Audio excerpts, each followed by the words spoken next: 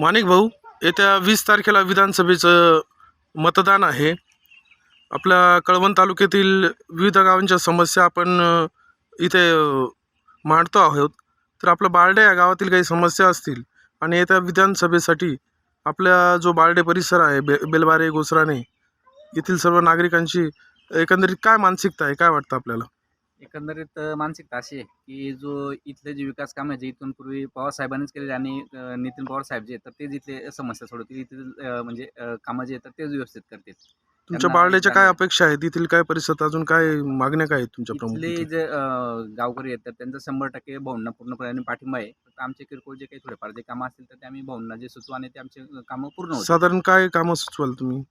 कामं काही रस्त्यांची कामं तर आमचे चालूच आहेत. हं. किरकोळ थोडंसं विजेची जे काही जे थोडीशी समस्या वगैरे जी होती की एक डीपी थोडीशी जी आहे तर ती शेवटचं टोक येतं तर तिथून नवीन एसआय पाहिजे होता किंवा ती वाढीव 63 ची जी डीपी आहे तर ती 100ची करून पाहिजे होती. अच्छा.